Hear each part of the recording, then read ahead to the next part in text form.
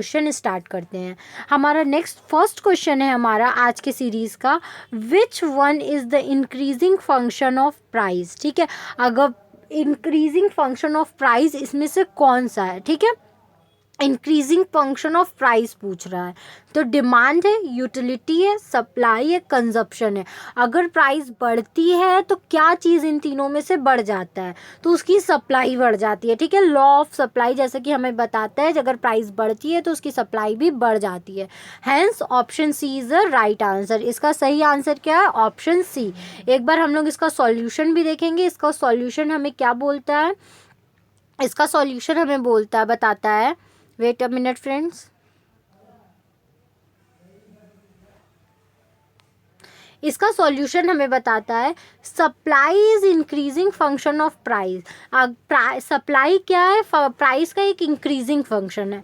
The higher the price of goods the more a firm to willing to produce and offer, hence the supply function is upward sloping. ठीक है, जितना ज़्यादा उसका price होगा उतना ज़्यादा क्या करती है फर्म, उसको प्रोड्यूस करती है और वो क्या करती है, उसको सप्लाई करती है। इसीलिए सप्लाई फंक्शन क्या होता है, हमेशा अपवर्ड स्लोपिंग होता है, ऊपर की तरफ बढ़ता है। ठीक है, in fact in the perfect competition market the supply curve is the marginal cost curve। ठीक है, जो परफेक्ट कंपटीशन के केस में होता है हम लोग सप्लाई कर्व को मार्जिनल कॉस्ट कर्व भी बोलते हैं। ठीक है, the production is only profitable, wait a minute friends, the increasing production is only profitable if the goods can be sold at higher price. ठीक है, जब अगर हम प्रोडक्शन बढ़ाते हैं तब वो तभी प्रॉफिटेबल होता है अगर हम उस गुड्स को ज़्यादा दाम में बेच रहे हैं। ठीक है, इसीलिए इसका आंसर होगा ऑप्शन सी, सप्लाई। ठीक है, हमारा नेक्स्ट क्वेश्चन क्या है, the consumer is in equilibrium at the point. Consumer को कब इक्विलिब्रियम मिलता है, at the point where budget line is, जहाँ कब बजट लाइन कहाँ पे होती है कि कंज्यूमर को क्या होता है, इक्विलिब्रियम वहाँ पे मिलता है। Is above an indifference curve, वो इंडिफरेंस कर्व के अबव रहे, इंडिफरेंस कर्व के बिलो रहे, is below an indifference curve, is tangent to an indifference curve, या कट्स एन इंडिफरेंस कर्व। ठीक है, तो कट्स नहीं होगा, बिलो नहीं होगा, इंक्रीज नहीं होगा, वो क्या होगा, जब इंडिफरेंस कर्व के टेंजेंट होगी तो वहाँ पे क्या हो जाएगा, वहाँ पे कंज्यूमर को इक्विलिब्रियम मिल जाएगा। ठीक है, hence option C is right answer. हम लोग इसका एक बार सॉल्यूशन पढ़ेंगे। सॉल्यूशन हमें क्या बोलता है, सॉल्यूशन हमें बोल रहा है the consumer is in equilibrium at a point where the budget lies in tangent to an indifference curve.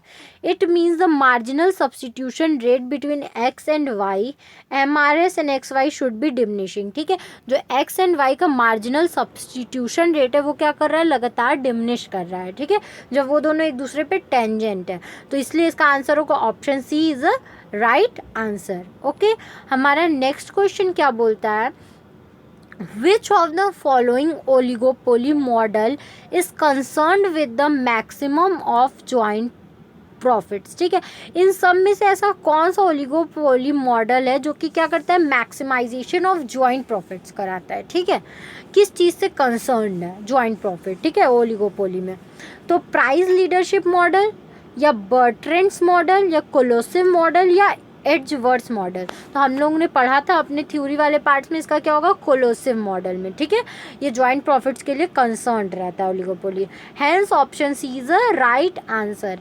हम लोग इसका एक बार सॉल्यूशन देखेंगे। सॉल्यूशन हमें क्या बताता है, सॉल्यूशन हमें बोल रहा है collusive model is concern with the maximisation of joint profit, firms join together and work for the joint profit maximisation. ठीक है, जो दोनों वर्क होती हैं वो क्या कर देती हैं, एक दूसरे में एक साथ काम करती हैं, और वो दोनों क्या करती हैं, एक दूसरे के लिए प्रॉफिट के लिए काम करती हैं कि दोनों का प्रॉफिट हो। तो इस मॉडल को हम लोग बोलते हैं collusive model, hence option C is a right answer. Okay, तो मैं उम्मीद करती हूँ आपको ये समझ में आया होगा।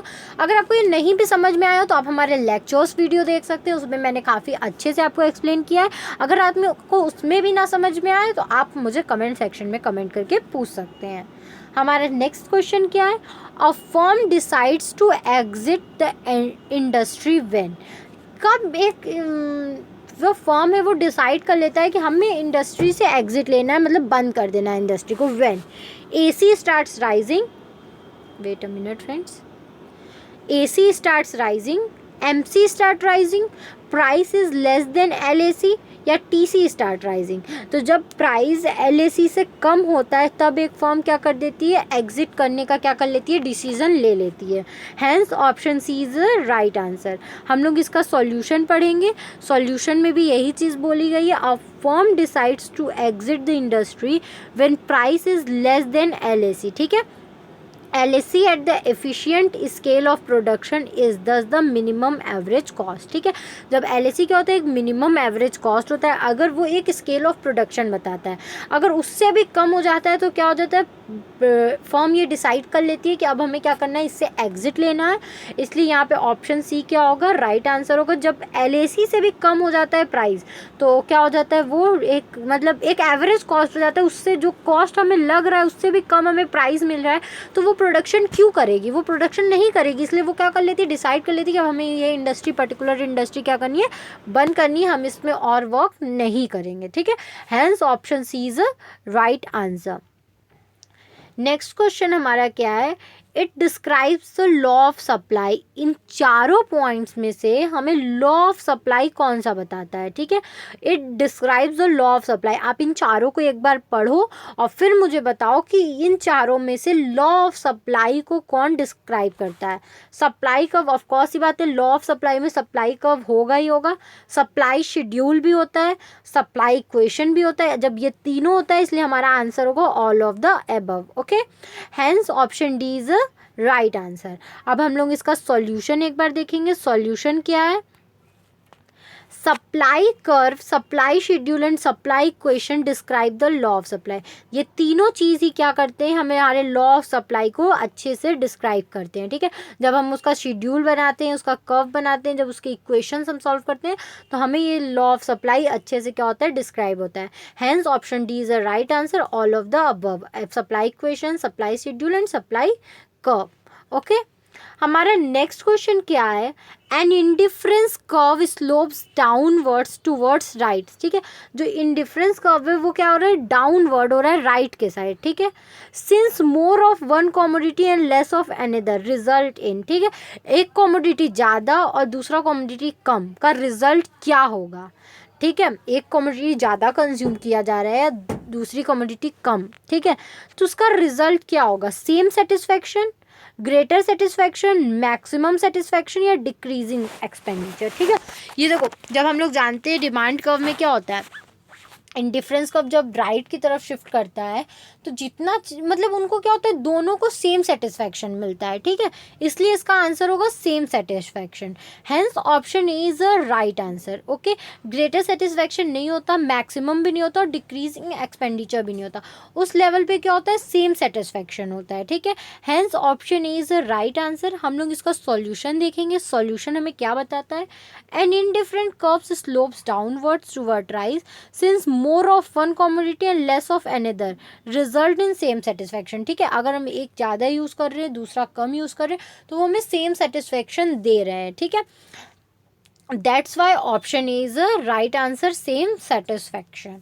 हमारा नेक्स्ट क्वेश्चन क्या है, हमारा नेक्स्ट क्वेश्चन है, in the context of oligopoly the kinked demand curve hypothesis is design to explain. ठीक है, उसका जो किंग ओलिगोपोली में जो किंग डिमांड कर्व होता है उसको क्यों डिज़ाइन किया जाता है, क्या चीज़ एक्सप्लेन करने के लिए। ठीक है, प्राइस एंड आउटपुट डिटर्मिनेशन नहीं, ये नहीं, प्राइस रिजिडिटी, यस, वहाँ पे प्राइस रिजिडिटी होती है। ठीक है, वो एक्सप्लेन करने के लिए वहाँ पे हाइपोथेसिस को डिज़ाइन किया जाता है। ठीक है, प्राइस लीडरशिप नहीं, कोलोशन अमंग राइवल्स नहीं, यहाँ पे प्राइस रिजिडिटी को क्या किया जाता है, एक्सप्लेन किया जाता है। Hence option B is a right answer. हम लोग इसका एक बार सॉल्यूशन पढ़ेंगे। सॉल्यूशन क्या है, in the context of oligopoly, the king demand curve hypothesis is designed to explain price rigidity. The curve is more elastic above the king and less elastic below it. ठीक है, अगर वो ऊपर है तो ज़्यादा इलास्टिक है, नीचे है तो कम इलास्टिक है। ठीक है, this mean that the response to a price increase is less than the response to a price decrease. ठीक है, मतलब प्राइस बढ़ रहा है तो ज़्यादा रिस्पॉन्स है, प्राइस घट रहा है तो क्या है, कम रिस्पॉन्स है। ठीक है, ये हमें बताता है। तो यहाँ पे hence option B is the right answer, price rigidity. ठीक है, ओलिगोपोली में मेन प्राइस रिजिडिटी ही हमें क्या होती है, एक उसका डिमांड कर्व इसीलिए उसको डिज़ाइन किया जाता है हाइपोथेसिस को, ठीक है, डिमांड कर्व हाइपोथेसिस को, किंग डिमांड कर्व हाइपोथेसिस को।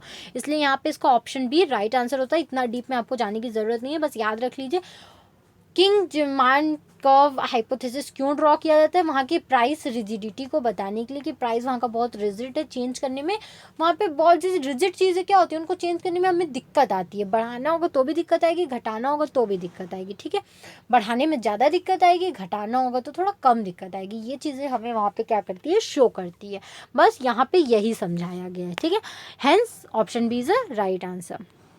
नेक्स्ट क्वेश्चन हमारा क्या है, नेक्स्ट क्वेश्चन है हमारा प्रॉफिट इज मैक्सिमम व्हेन।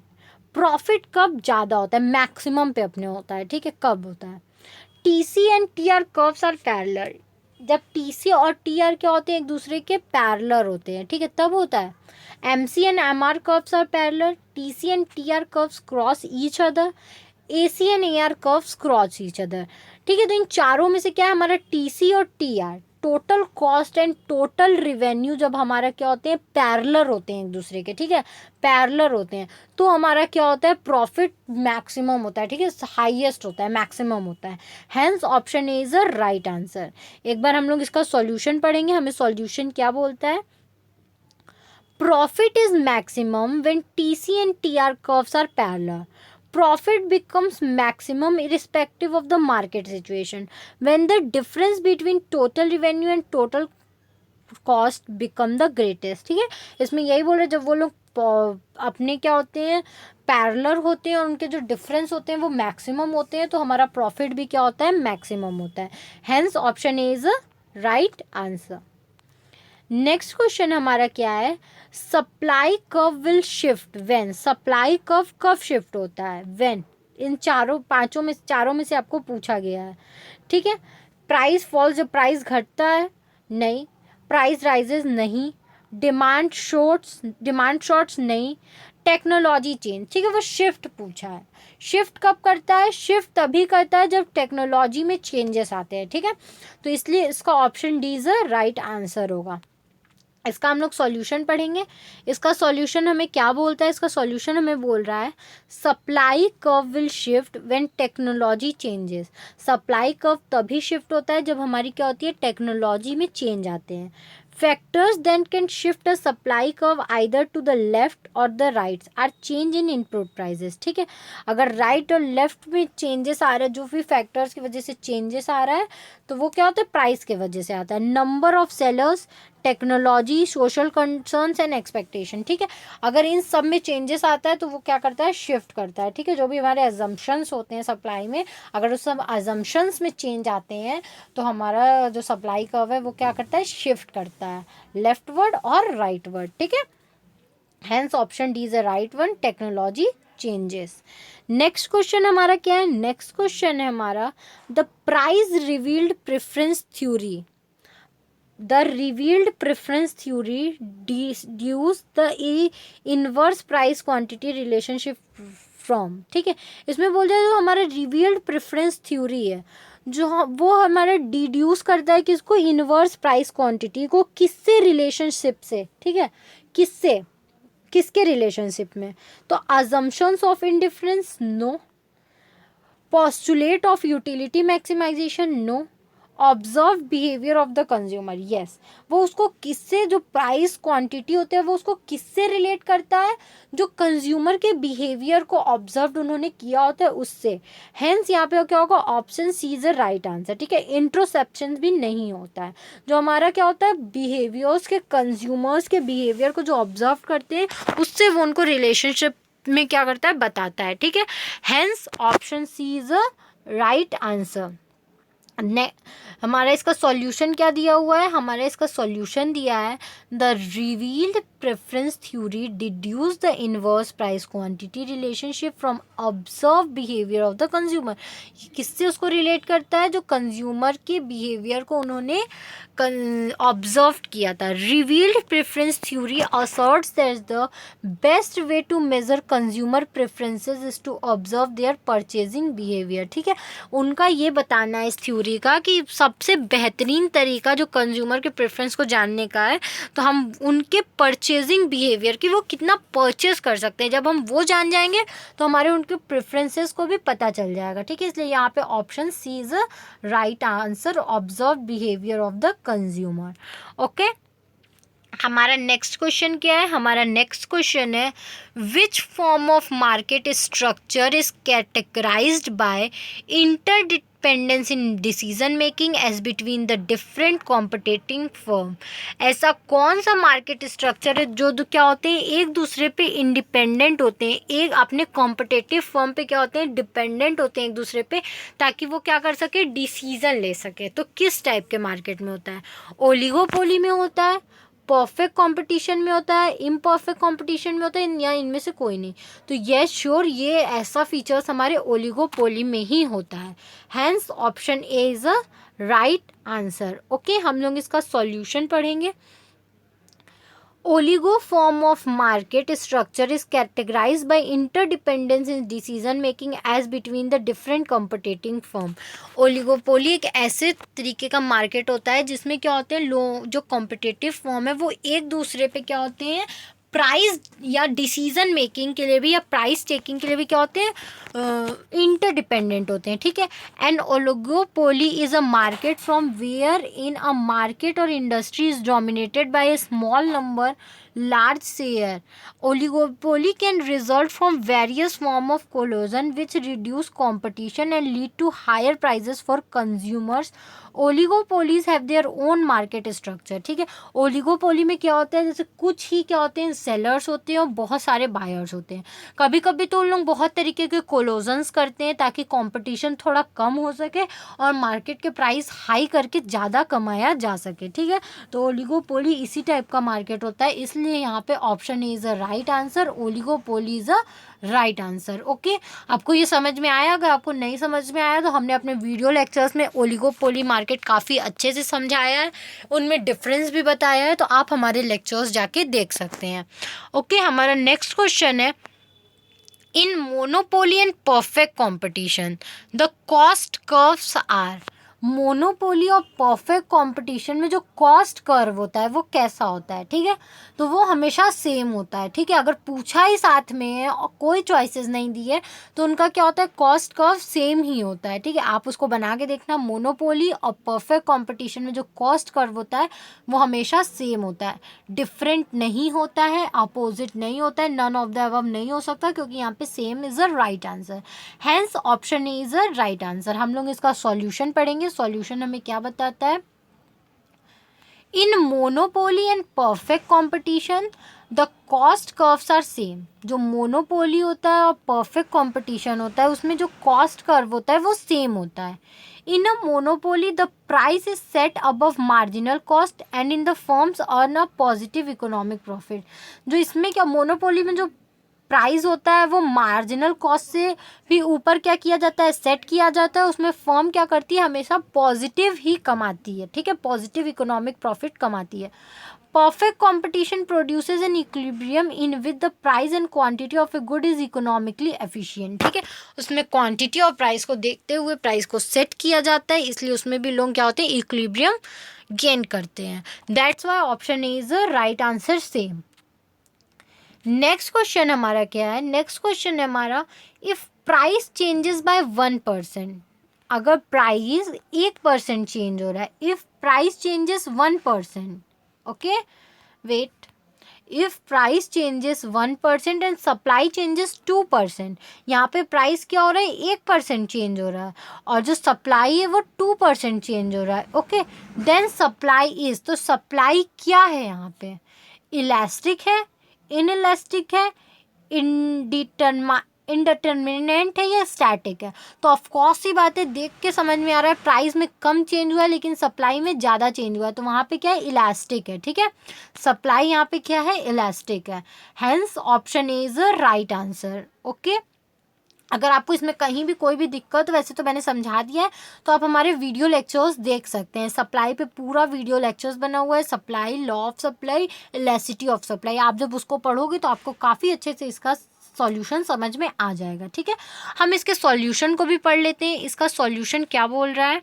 इसका सॉल्यूशन बोल रहा है if price changes by 1% the supply changes by 2%। ठीक है, प्राइस 1% चेंज हुआ है, सप्लाई 2% चेंज हुआ है, देन सप्लाई इज इलास्टिक। इस केस में क्या है? सप्लाई इलास्टिक है।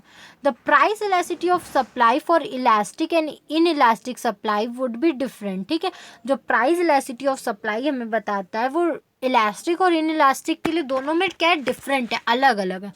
The price elasticity of supply for elastic supply would be greater than 1। वो ठीक है, वो क्या होता है? एक से ज़्यादा होता है। This tell us that if price were increase or decrease by 1%, ये हमें बताता है कि अगर प्राइस 1% घट रहा है, 1% बढ़ रहा है तो the quantity supply would increase in decrease in a number greater than 1%। ठीक है, तो ये हमें बताता है कि अगर सप्लाई 1% बढ़ रहा है या घट रहा है तो जो क्वांटिटी सप्लाई है, ठीक है, वो 1% से हमेशा ज़्यादा ही बढ़ेगी या घटेगी। ठीक है, तो यही होता है हमारा लॉ ऑफ सप्लाई। इसीलिए option A is a right answer, elastic is a right answer. अगर आपको फिर भी नहीं समझ में आ रहा तो आप हमारे वीडियो लेक्चर्स को जाके उसमें ग्राफ, शेड्यूल और हमारे इक्वेशंस के थ्रू आप अच्छे से समझिए तो आपको उसमें ज़्यादा अच्छे से समझ में आएगा। ठीक है, यहाँ पे जो MCQ सॉल्व करना था हमने एक देख लिया, जो हमारी एक नॉर्मल अंडरस्टैंडिंग होती है हमने उतना समझ लिया है। अगर आपको डीप अंडरस्टैंडिंग चाहिए तो आप हमारे वीडियो लेक्चर्स को फॉलो करिए। हमारा नेक्स्ट क्वेश्चन है एन आइसो प्रोडक्ट स्लोप्स। जो आइसो प्रोडक्ट स्लोप्स होता है वो कैसा होता है?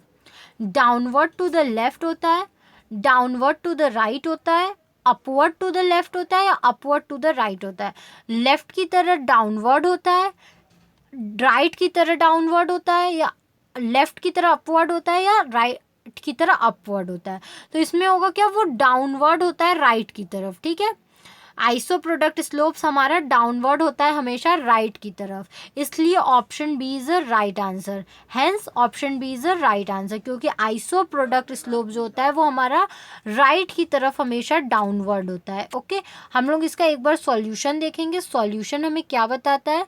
सॉल्यूशन हमें बताता है an iso product slopes downward to the right, they slope downward because MTRS of labor for capital diminishes.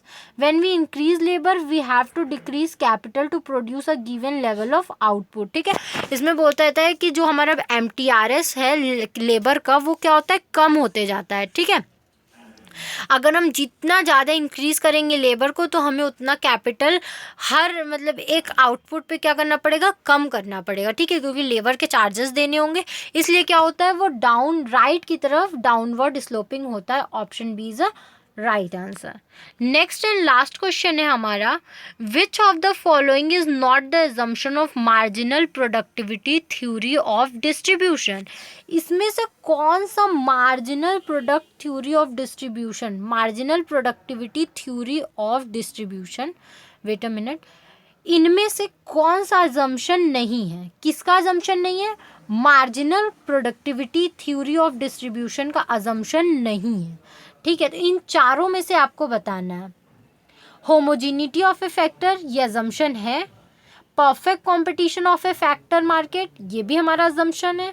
All factor except one are variable, yes, ये हमारा अजम्पशन नहीं है। ठीक है, ये क्योंकि हमारा अजम्पशन नहीं है, ऐसा होता है, बाकी सारे फैक्टर्स होते हैं लेकिन एक फैक्टर्स क्या होता है? वेरिएबल होता है, इसलिए ये हमारा राइट आंसर होगा।